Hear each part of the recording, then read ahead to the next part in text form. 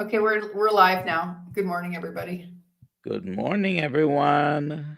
It's 6 a.m., 29th of August, 2025.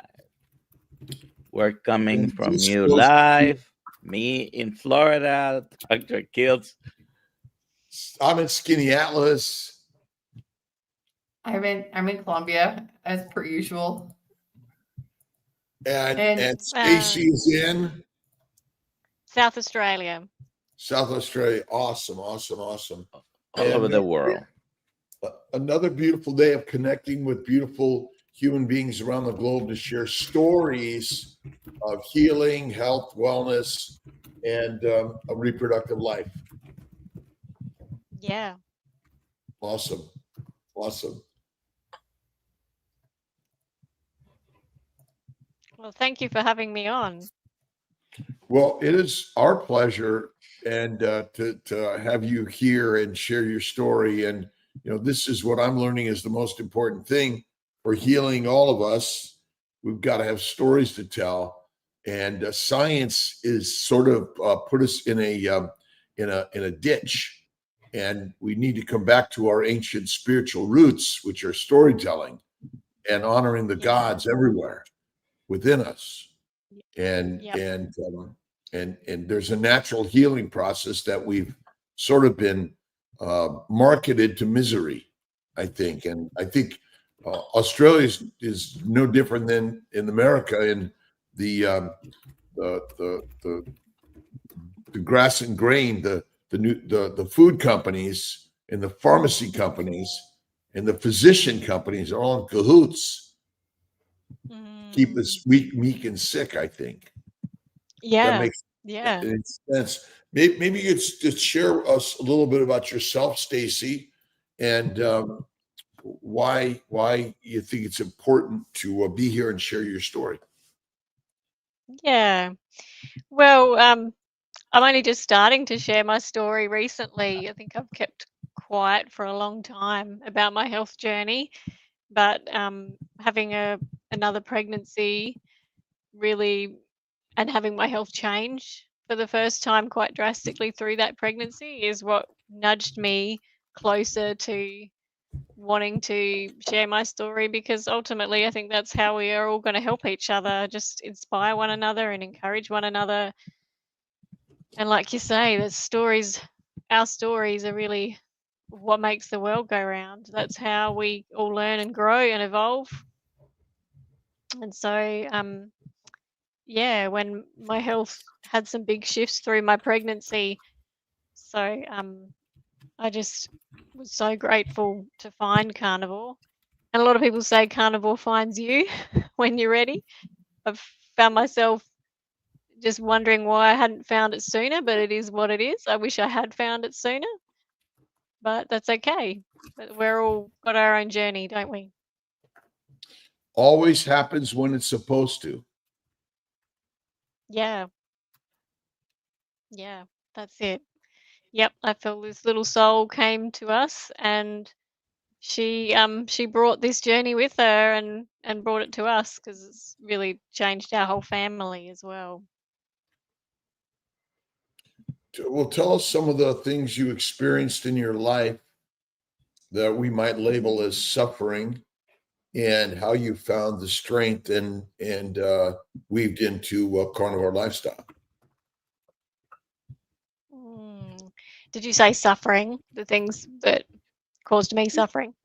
Yeah, what type of suffering, or a physical life Yeah, ailments might you have suffered from a non-carnivore lifestyle that you think the yeah, carnivore lifestyle has really helped and changed?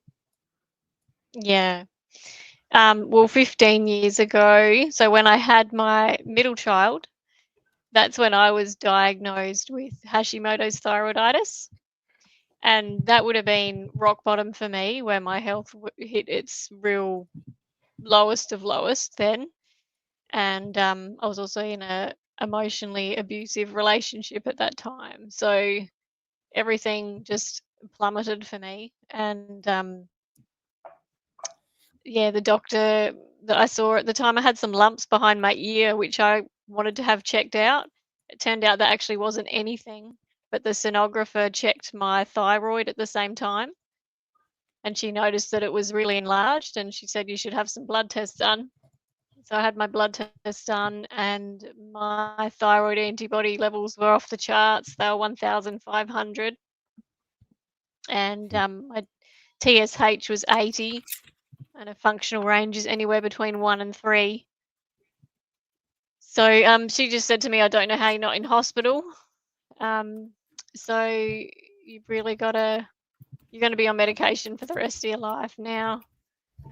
She also said I had a 80% chance of being insulin dependent as well. So I was in major metabolic stress.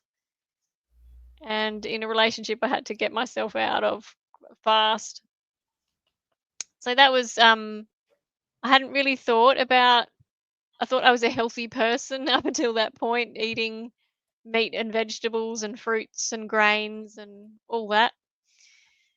But I was really just a ticking bomb. So the next 15 years from then until present day, I started to become quite the health nut.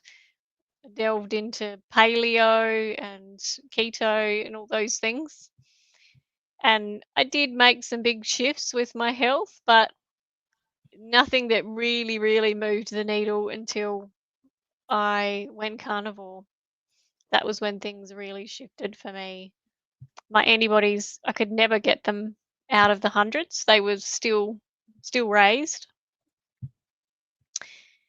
And yeah, so I went carnivore in the first trimester of my pregnancy last year.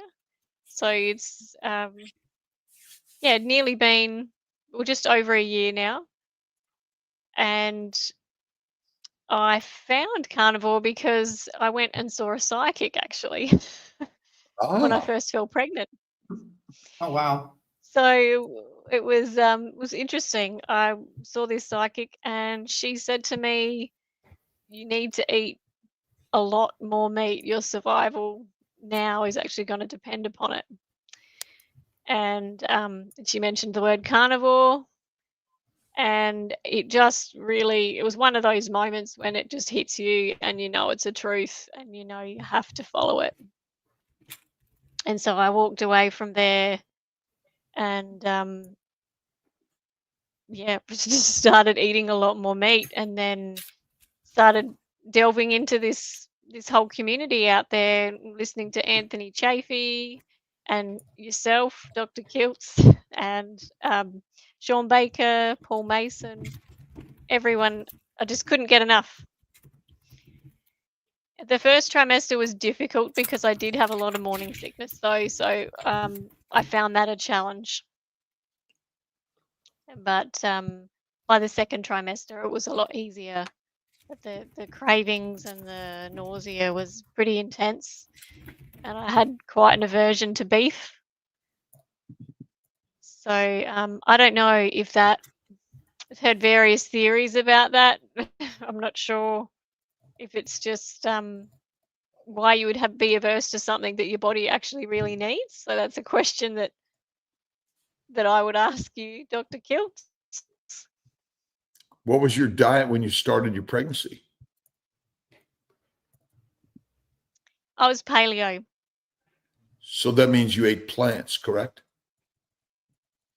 Yeah, definitely. I think nausea and vomiting in the first trimester is your body saying, do not eat that. Don't eat anything, because you don't need to eat anything. Reproductively, we must be fat enough to get to be fertile and pregnant. And that is the fuel and building blocks for your baby, not the food you eat. And so what the body is doing is protecting you from the plant poisons. And it says don't eat. Mm-hmm. That's why we're hyperphagic. Yeah. That's why we're hyperphagic and in our before pregnancy, and that's why enough body fat is critical, because adipose tissue is the most important organ system of your body. And we have shamed obesity and fat, and we fed our brothers and sisters, our future moms, a poisonous diet, which it is your body is smart. Nausea, vomiting is do not eat that first trimester, Mm. Mm. and a plant-based diet. Yeah. What ultimately- about Go ahead. yeah, just like I would actually feel nauseous eating beef as well. Well, because it's basically you get fat and you're fertile. Now, when we use the word fat, it all is like, what's too much body fat?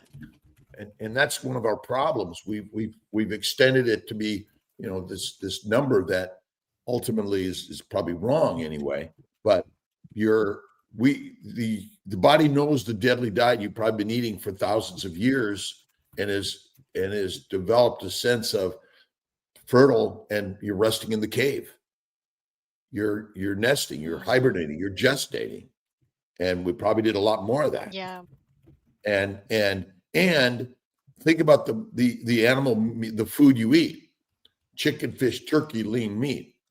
Few people are eating fatty raw meat. What if you're just chewing on the fat? Chewing on the fat, almost like gum. And as you chew the fat, you're getting the nutrients from the fat, but nobody eats fat. So your body is, it's protected. Well, most people. Most people. But what we're teaching our brothers and sisters for our future children is that eating the fat is most fit and fantastic. And so even taking frozen butter and chopping up in a cube, but again, nausea, vomiting says, don't put that in this mouth. You'll poison your baby. And you're feeding the microbes, which ultimately also are making us sick, because the microbiome just wants to make you fertilizer. They're not our friends. They're our enemies. Yeah. Counter to the story, right? Yeah. Yeah, Right. it's interesting. Even fasting in the first trimester is one of the best things you can do. Oh, really?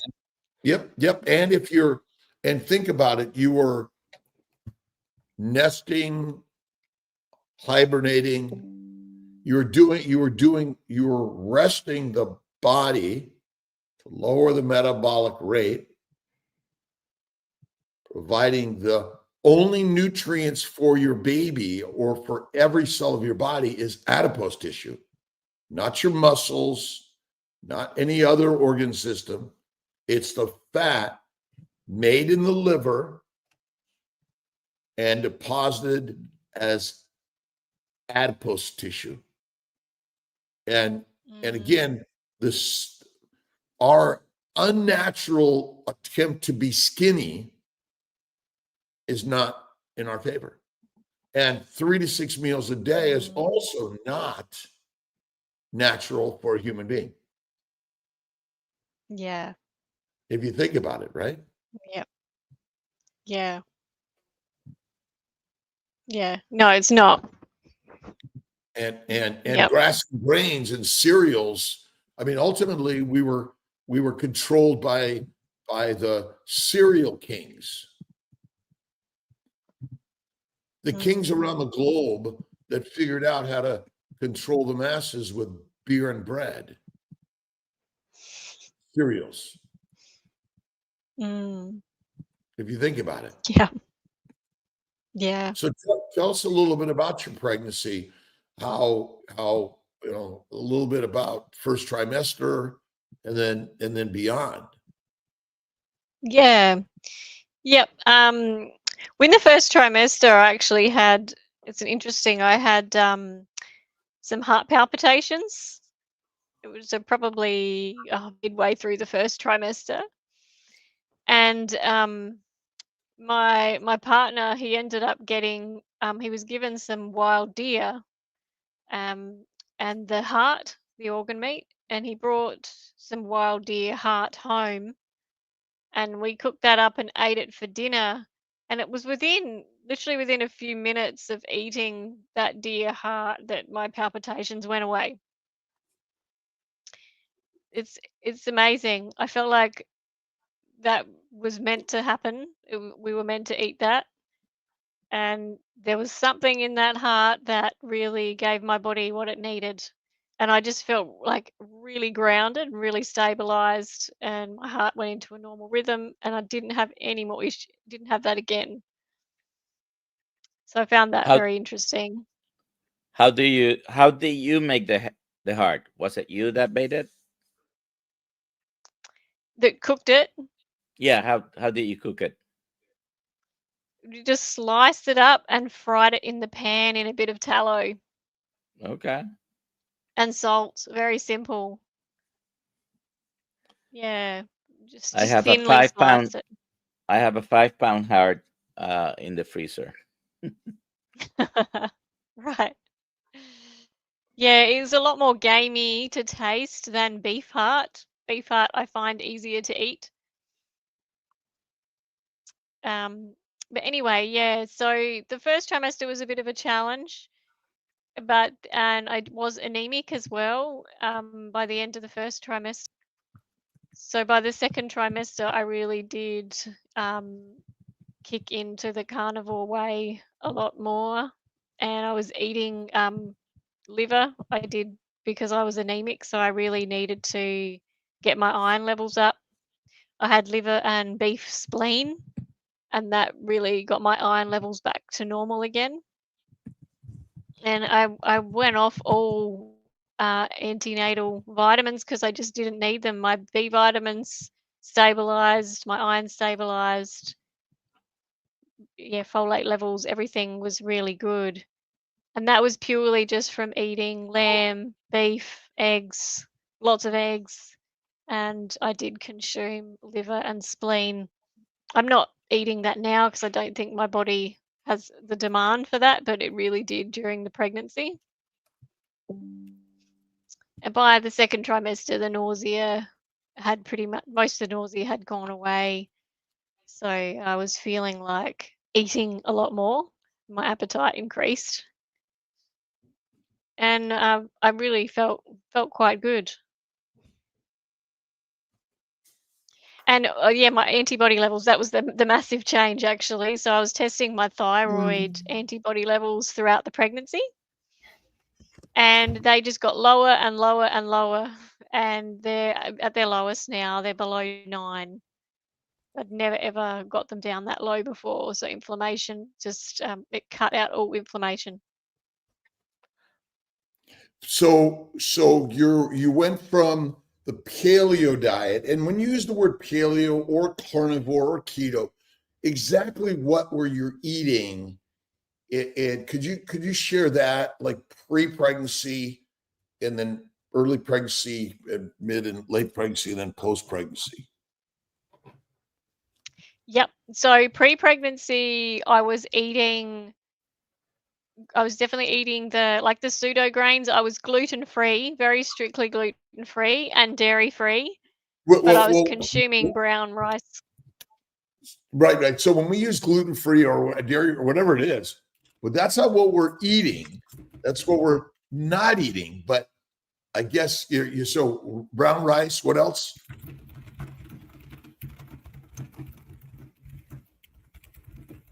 Oh, sorry, it was just a little bit slow there.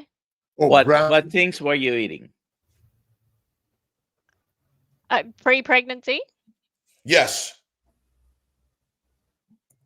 Yeah, so pre-pregnancy, I was eating meat. I've always eaten meat.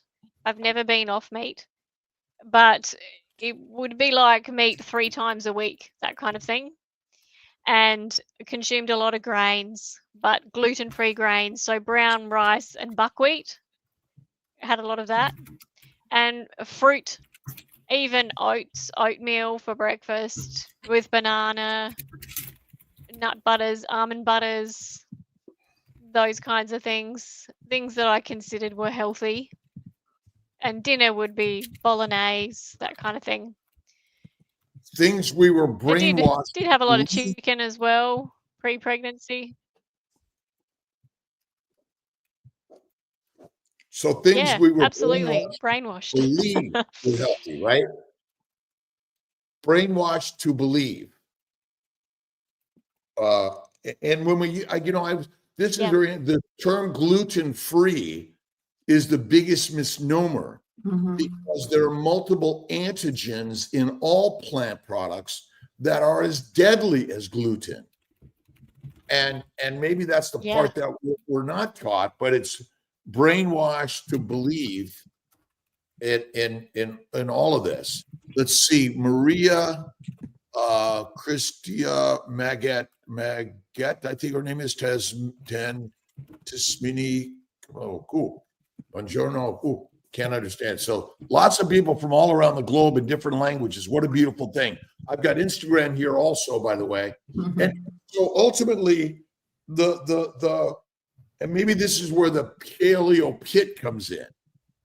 It's sort of a sinkhole of thinking that paleo is really okay because and when you eat chicken, what meat did you eat and how did you cook your meat? So curries, a lot of spices, curries and bologneses, lots of sauces, that kind of thing. You know, we would occasionally have barbecues and steaks, but sausages, which have a lot of flour in them and preservatives and sugars and things like that as well, where there's hidden ingredients. But yeah, we were really big on having a lot of. We get so used to having condiments, so sauces, and drowning the meat in lots of sauces and marinades that are just full of sugar as well. And plant So poison. yeah, I did have meat, but it was never just meat on its own. Yeah, and Yeah. plant poisons.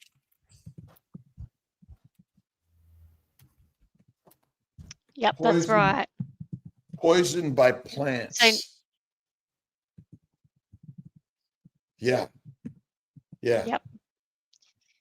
Yeah, and interestingly enough, I'm actually currently studying naturopathy, and it's all about plant medicine. I've considered giving up so many times, but I still really want to be able to help people with their health, so I'm going to continue on studying. But the things that you're taught at university really, a lot of it doesn't make much sense. Well, is there a simplicity? I mean, obviously, no matter what environment you're breathing, drinking, eating bugs, bacteria, yeast, viruses, and plant antigens and chemicals, and they're everywhere. We can't get away from them. Even as a carnivore, they're in our environment because we are in the world of plants and microbes and all sorts of other live organisms and products of those live organisms that are very antigenic, and so you can't Yeah. get away from them completely, and that's part of our problem, right? Yeah, it sure is. We can't. And Yeah, we can only do the best we can. yeah, I went to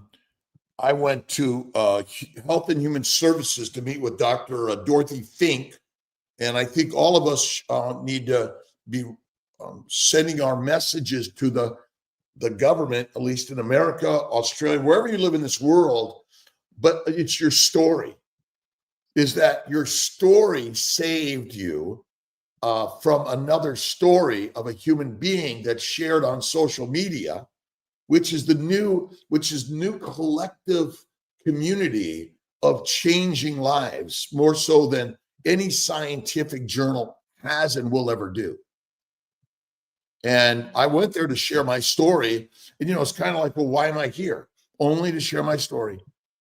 Governments will not change the world. The communities that are making the changes through these connections around the globe are it. And the more we share this publish it, put it out there, and say, wait a minute, what do you mean that a plant-based diet is good for us when heroin, cocaine, marijuana, nicotine, caffeine all come from plants? And how is it that meat causes cancer? And That's right. doing It's interesting that one is still getting around, that meat causes cancer. well, that's the simple propaganda. So we can't blame, but we must speak out on our truth. So there's all these camps of paleo, keto, carnivore, vegan, vegetarian, Mediterranean, herbivore, omnivore, carnivore. We have all this collective concepts of word games, but ultimately we are lions that have been domesticated and become cats and dogs. Lions and wolves fed plants and cooked meat, lean meat, become cats and dogs, which are domesticated animals. And human beings are the greatest domesticated animal around the globe. Peasants, prisoners, slaves, and soldiers, we have become, which is kind of crazy. And what better thing to carry and bring life to this world? And as a fertility doctor, the most important thing for all of us is still reproduction.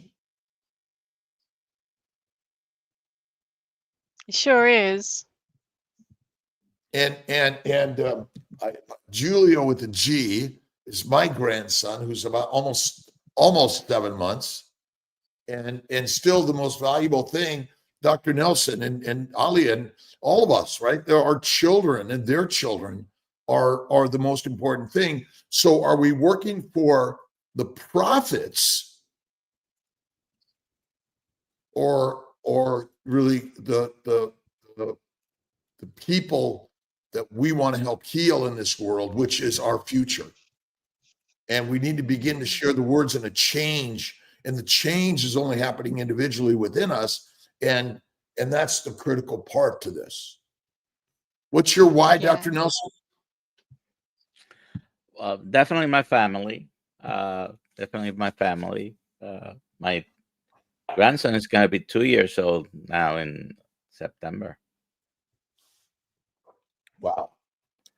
And by the way, about those studies that show, cancer association, sometimes for some reason, some of them are misinterpreted, not on purpose, of course. But I have an article that came out just a few weeks ago reviewing some old data from 88 to 94, and there was an inverse association between cancer mortality and the consumption of animal protein, meat. The higher amounts actually cause less cancer. And who would have Stacy, thought from a study that had concluded the opposite, by the way? Alpha Gal, who is she? Is she another propaganda-based study idea that puts a meme within our brains that makes us believe something that isn't true? It isn't true. Just saying. And Stacy, who is the Alpha Gal? I think Dr. Nelson needs to do another video on this one. Who is that? Alpha Gal is the name of something given to you by a tick. And It's a claim. It's a claim of the development of an allergy to red meat, which essentially is caused by a tick bite, and which sensitizes us to the alpha galactose glycan that is commonly found in red meat, but it's also found in other things, which we developed just like you developed thyroid antibodies, right? Mm. And so I guess the question is, Where,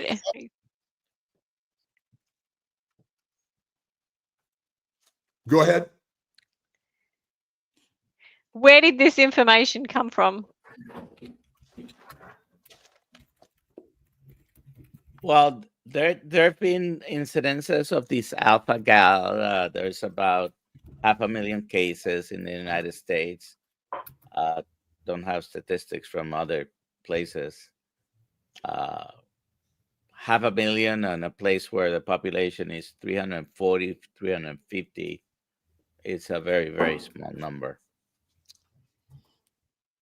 How exact is science in the world, and is there a purpose to the science? Sometimes is there a message that meat is bad for us, and we should minimize meat and maximize plants? Well, if you eat too much meat, you're going to die. You're going to have cancer. You're going to have inflammation. It's funny. You mentioned it's not funny, but you are telling me that your antibody levels against your thyroid, your TPO antibodies, went down with your diet. Yet we are told that it is inflammatory. So I guess the question is back to, so how do you make charcoal?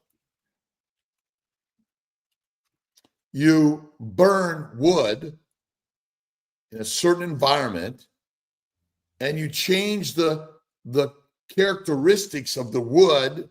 You change the molecular structure of the wood. So now, could you build a home out of charcoal? You could. It's going to be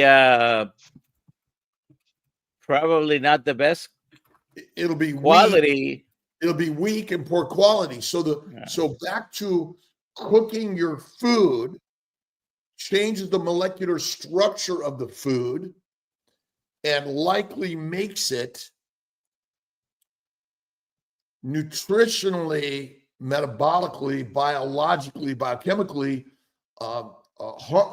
less valuable for us, more harmful for us. And this is where, going back to Pottinger's cats and the story of raw meat versus cooked meat and pasteurized milk versus raw milk, is that in our ancient environment, we were hunters and scavengers. Maybe not hunters and gatherers, we were hunters and scavengers for the raw fatty meat, bone marrow, and the organ meats. And naturally, there's little to no poisons in that product. And this is where, if you build it with coal, it will not be strong. But if you build it with strong wood and raw fatty meat, you might be healthier than you even know. But we're afraid of that, are we not? Why? Yeah. Conditioning. Are there like a propaganda positioning to sell products? Even Money, for sure. Money, the master mission of so many of us. And again, we're not, this is basically, money is a mind game, in my opinion. And this is where The Secret comes in, Rhonda Byrne's work. But it's ancient human, spiritual, and ancestral knowledge, which is having faith in God and the spirits of life which in all things, and we are part of that. And I'm wondering, Stacy, any other things that you utilize besides dietary habits in your life? grounding or sunlight therapy or meditation, prayer, or spirituality? Yeah, of course, of course. All of the above. All of the above. Yeah, I'm very spiritual, and I think it's essential. You know, we have to. It's good to really be able to tap into the collective, you know, oneness that we all are part of, and without doubt, because we're also connected to everything in the universe, it's so important that we get sunlight. So I can't underestimate the power of the sun. It's an instant recharge for me. If I feel fatigued, go out in the sun, within a few minutes, my solar batteries are charged up. So I did sunbake very regularly throughout the pregnancy. I was always out in the backyard sunbaking. That plays a massive part, and grounding. And we live near the beach here, so it was warm through my pregnancy, so I was in the water as much as I could get in there, floating around, beautiful, especially when I got heavier towards the end.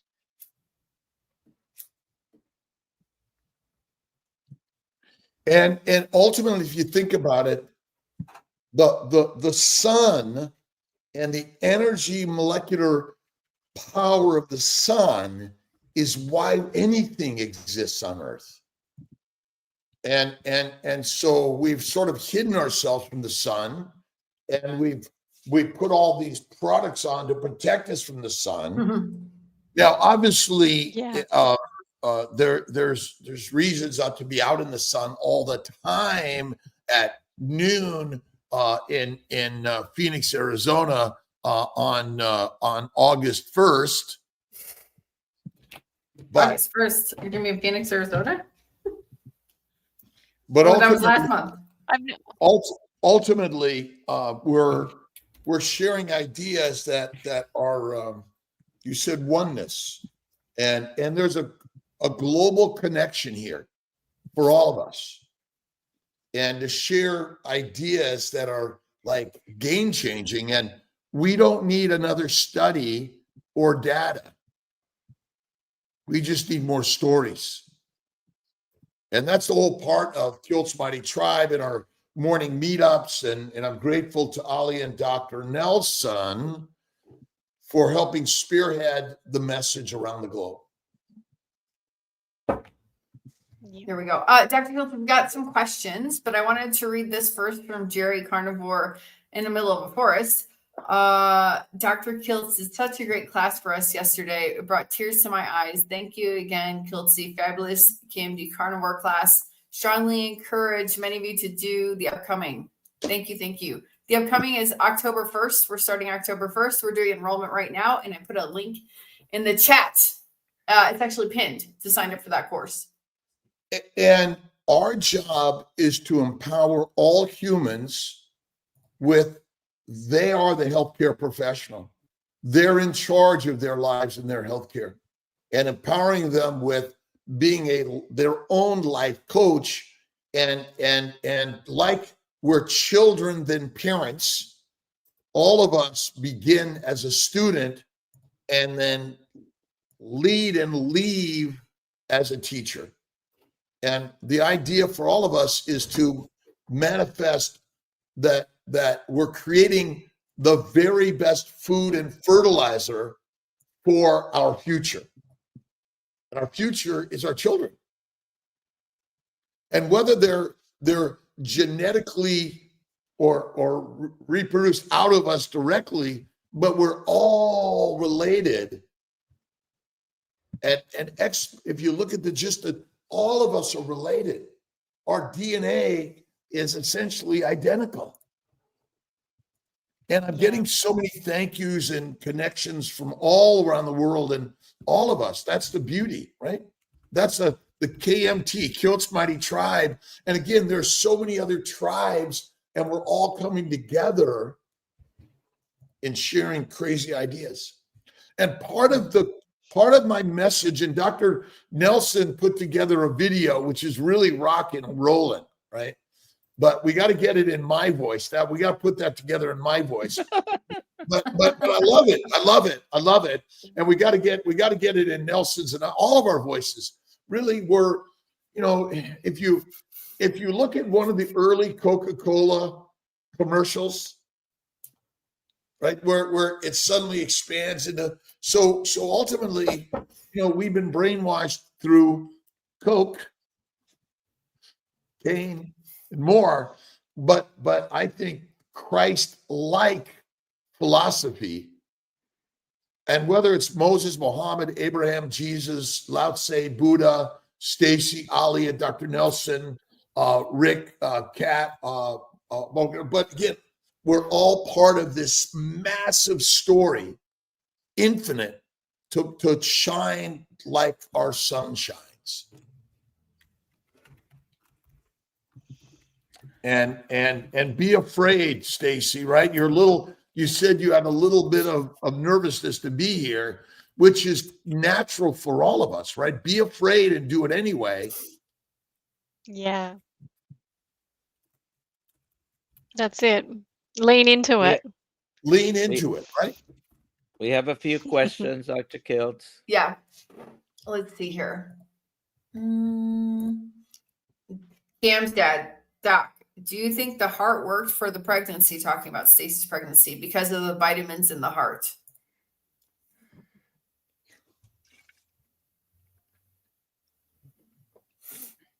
She talked about eating heart. You think, well, again, whatever we theorize why, but ultimately, you know, the heart is really the soul of life.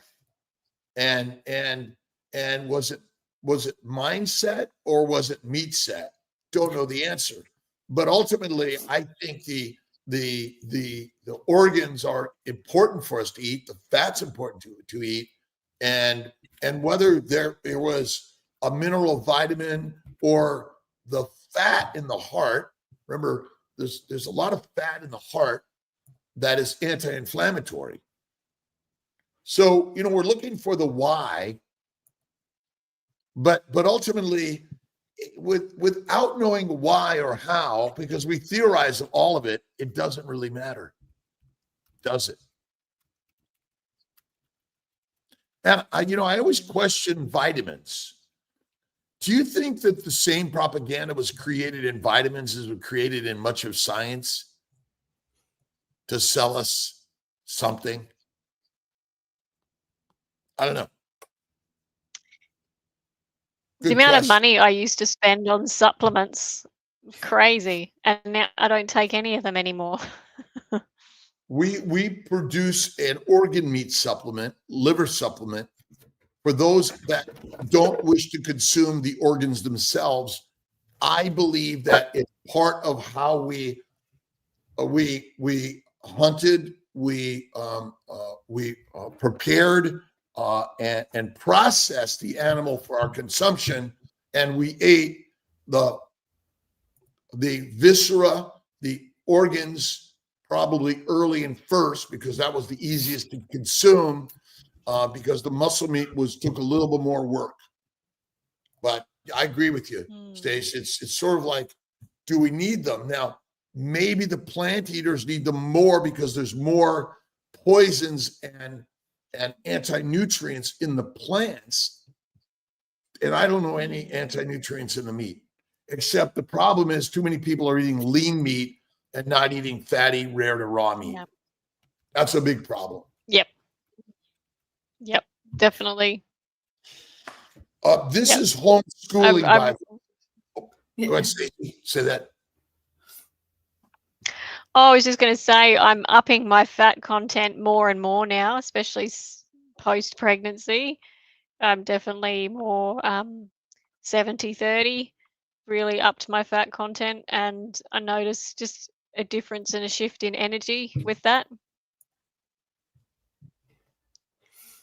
And also how that protects me from the sun as well. I don't burn because I feel like that fat protects my skin from burning.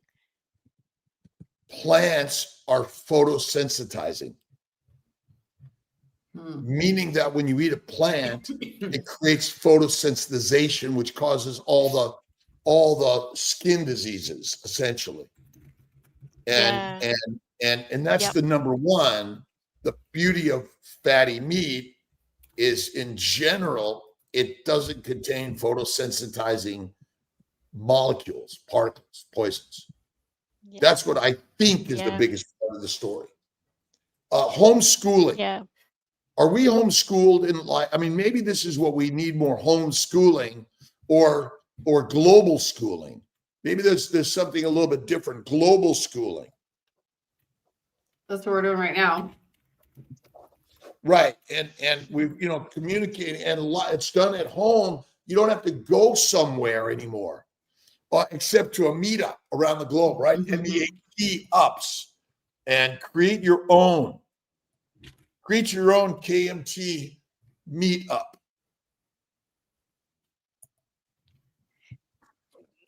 Next question, Dr. Nelson. Did they?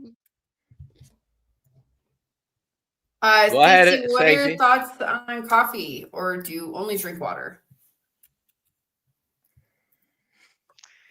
It's one of the most. I think that's one of the most asked questions in the carnivore community. The coffee question. Experimented with that one a lot. I actually stopped coffee during the pregnancy. I went off caffeine because I just didn't want to be consuming caffeine during my pregnancy. I know a lot of people still do, but that was just a choice that I made. And now I just drink decaf coffee. So I have one decaf coffee in the morning, and I make that with egg yolk and a big chunk of butter, and I just whiz it up. And that's my morning coffee, really. And water, of course, lots of water and electrolytes. Do we drink too much water? Well, I'm breastfeeding, so I do get pretty thirsty. Probably close to 2 liters a day I would drink of water. But I do really need those extra fluids. I don't know. Remember, our body makes water. Every acetyl-CoA that makes ATP also makes H2O and CO2, and every amino acid that's locked onto another amino acid in making proteins tosses a little water also. Again, I just really believe that we still drink too much water. And I don't know that we absolutely know our requirements for water. We know it's there, but much less than we've been led to believe. But again, I too do water with electrolytes because I enjoy them, and I do a little bit of decaf coffee now sometimes, but I'm not attached to it. I can go days, weeks. I've even went 2.5 years without it. But again, we do many things in our lives that are far more dangerous than a cup of coffee, like driving a car, flying airplanes, walking across streets, and living with another human being. Nellie, be careful.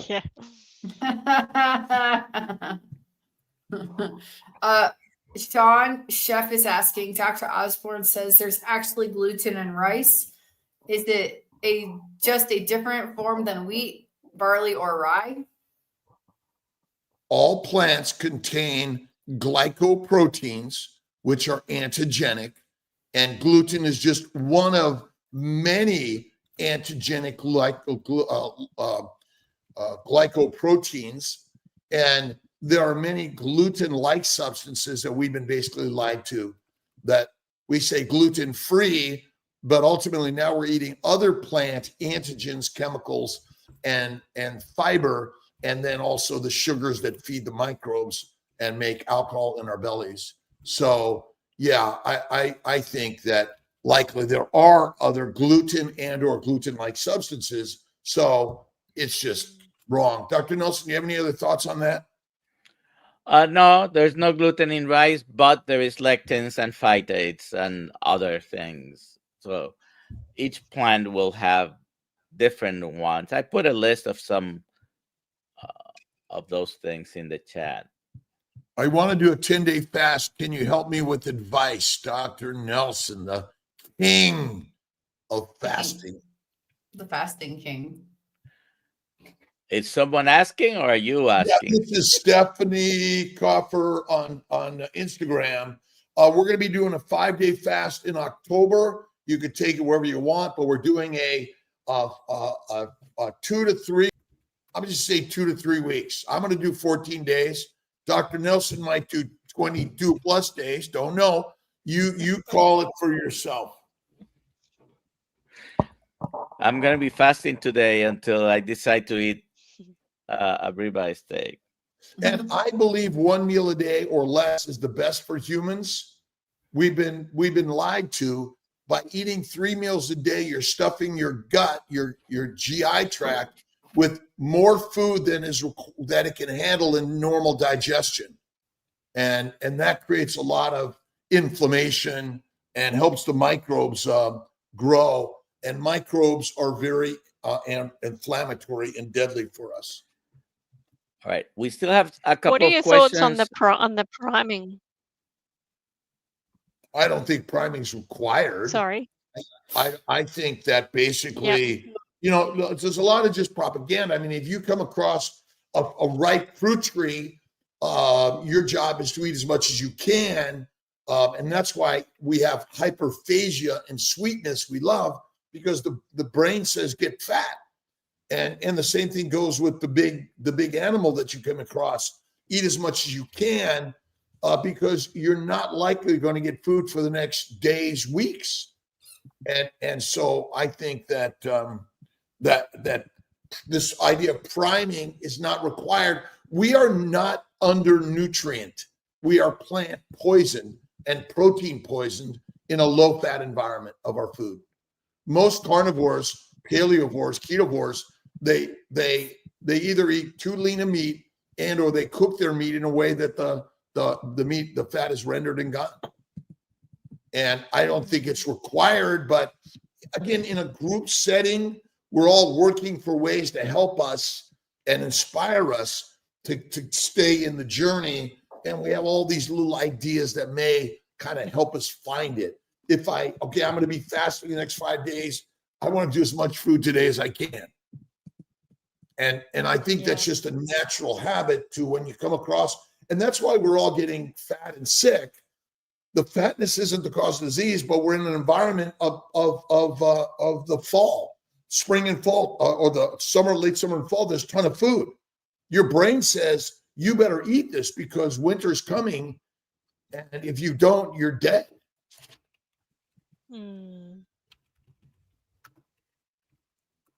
We got a few more questions. Did you show the pictures, Alia? Let's show them. So this is 15 years ago with baby. Beautiful. Is that baby number 2? Baby Beautiful. number 1 or 2? Beautiful. Oh, this is baby Beautiful. number 1. This is baby Beautiful. number 2. Beautiful. Yeah. And this is baby number 3, carnivore pregnancy. And beautiful. And beautiful.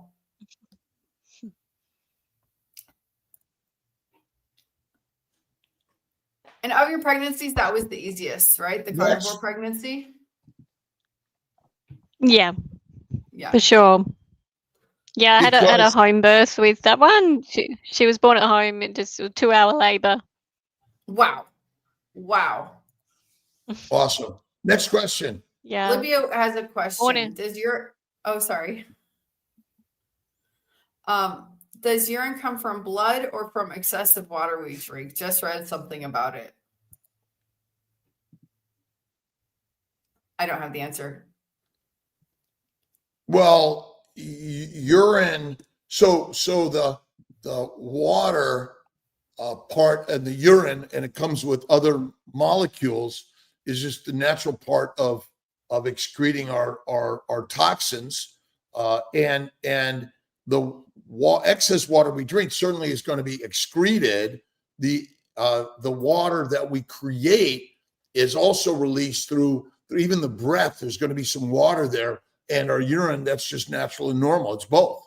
And again, every cell makes water via via acetyl-CoA to ATP, CO2, and H2O, and every amino acid that creates a protein, which essentially then will become post-translationally modified, which yes, it makes water, which will be excreted.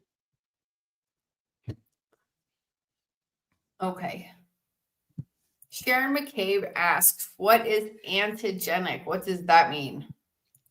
Antigenicity means it's an allergenic substance. It creates allergies, which was redness, swelling, pain, heat, dysfunction of the cell, death of the cell, and or dysfunction and death of the organ system or the organism. So it's any particle that elicits an allergy. There is no such thing as autoimmune diseases. We develop allergic reactions to the substances we breathe, drink, and eat, and then get into our bodies. And our immune system is just saying, I've got to protect you from this foreign particle that is caused. Most of it is secondary to the glycocalyx, or the sugar layer that lines every membrane of our body and every other organism's body, and that creates an allergy. Makes sense. Mr. Cast Iron would like to know, are tests like A1C, fasted insulin, C, peptide, and such necessary? They're not, nothing's necessary. Not necessary. Not necessary. Not necessary. Urine, the contents of urine may contain waste products, by the way, but urine is just natural and normal product. It's just like poop. Your body's excreting, and that's the nature of it. You breathe it out, you poop it out, you piss it out, and you maybe even through perspiration Sweat it out. You sweat it out. But urine, just try drinking urine as your fluids. It could contain toxins and poisons and microbes that may be harmful for us. So it contains waste products and poisons, but in essence, it's just a normal product of human physiology, metabolism, and biology. All right. Where can we find you, Stacy?